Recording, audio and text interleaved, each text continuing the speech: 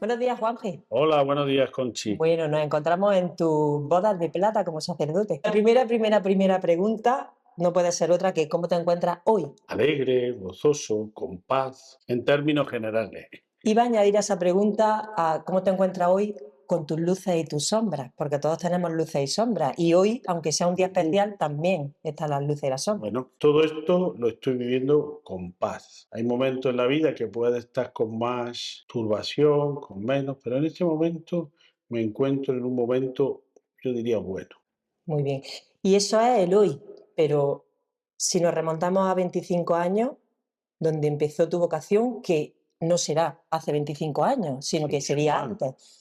¿Dónde empezó realmente? Bueno, si te pones en ese plan, te diría como el profeta, ¿no? Desde el seno materno ya Dios te tenía predestinado y llamado para ser profeta, ¿no? Pero con conciencia clara, yo creo que de los 14 a los 15 años, ¿no? Un día que estaba en los grupos de Jóvenes Sin Fronteras, estábamos haciendo una oración, y fue un momento donde yo podía decir, tuve una teofanía, es decir, una manifestación de Dios con el texto de Samuel, que me identifiqué, la vocación de Samuel, cuando le llama al niño, no sabe qué responderle y quién le llamaba. Un momento en mi vida de que empecé a plantearme esa voz de Dios que te va llamando, que tú vas buscando, adaptado a tus circunstancias. Todo empezó en Galilea, diría el Evangelio. Así es. Y cuando empieza, me imagino que tú sueñas con una iglesia. ¿Qué Claro. iglesia era la que soñabas?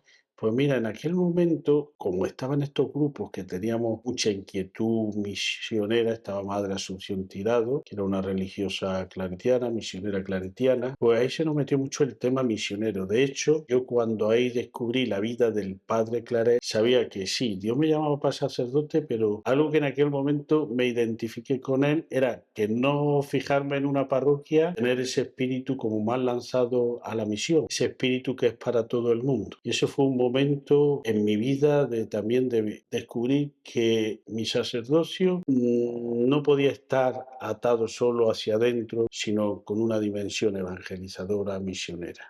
Siempre nos has contado que la parte de la misión ha sido unos años muy felices para ti. No dudamos que fueran muy duros también, Por pero ahí supuesto. es donde se fraguó tu sacerdocio. También hubo experiencia en el tiempo de formación que me tocaron. Me tocó cuando estuve un tiempo en la cárcel, haciendo un verano en la cárcel de Burgos, en el proyecto Hombre. Me tocó el tiempo que estuve haciendo el apostolado en La Paz, en el barrio de La Paz, cuando estuve en Alcalá Meco, luego, en los últimos años antes de la ordenación de Alcalá Meco, que iba a hacer el apostolado los fines de semana, que estaba haciendo pues mi máster, la licenciatura en aquel tiempo en teología. Fueron experiencias que te van haciendo salir de ti y entrar en una manera también de ver la iglesia, entender, ver también todo lo que a nivel de acción te mueve a esa entrega, ¿no? Yo diría que te descentras para centrarte en lo que le interesaba a Jesús, eran los pequeños. Esa frase que decimos, el Espíritu del Señor está sobre mí, me ha enviado a evangelizar a los pobres, a los enfermos, a los concretos en esas circunstancias. Y muchas veces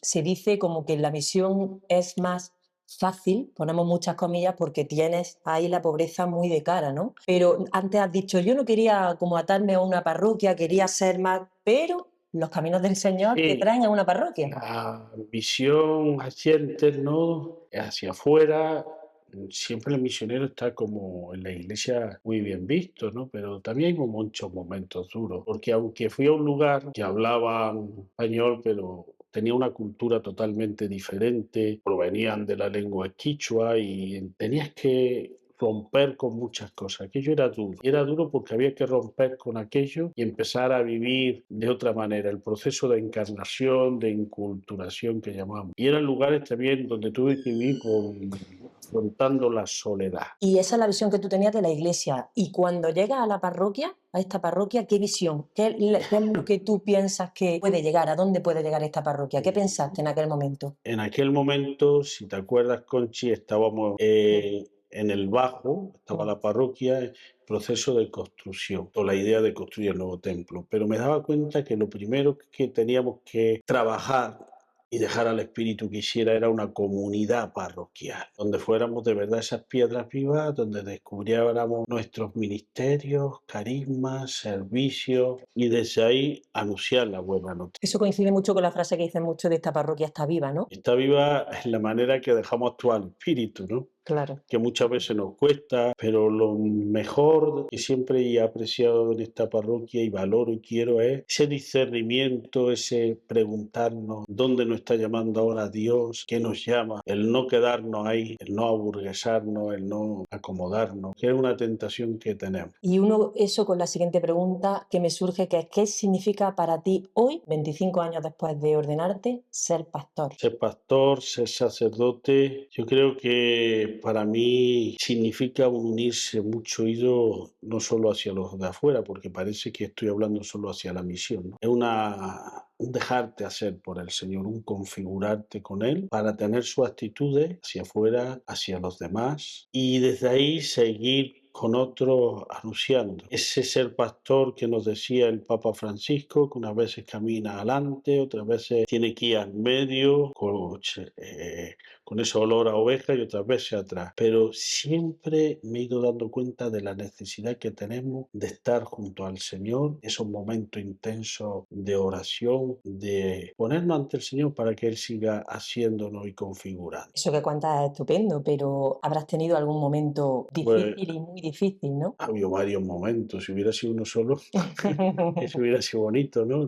Bueno, ha habido muchas historias, siempre las maneras, pero fijaros que a lo mejor siempre podemos reducir al tema pues, de los enamoramientos y cosas así, podemos ir pensando que también está en nuestro mundo, pero hay un tema también que a mí el que siempre más me ha preocupado es vivir el sacerdocio sin entusiasmo, vivir en la mediocridad, instalarme, es lo que a mí en todo momento me hace replantearme muchas cosas, el no vivir más al estilo de Jesús, ser una iglesia más como Jesús la quería. Son los momentos que a mí me vienen duros, esa imagen que vamos dando de pastor y la gente va viendo, ¿no? Luego muy agradecido porque hoy puede ser uno sacerdote y pastor porque la gente también lo ha ido haciendo. Y en estos 25 años, ¿cuál ha sido el fruto que más podría identificar que te emocione? Pues mira, el mayor fruto es el agradecimiento a Dios por sentir su amor y su misericordia, que parece que esto es muy de cajón decirlo, pero es así. El mayor fruto para mí es sentirse querido por la comunidad. Veo también momentos difíciles, pero donde he estado siempre me he sentido querido y capaz de poder amar así, porque cuando uno se siente así y proyectar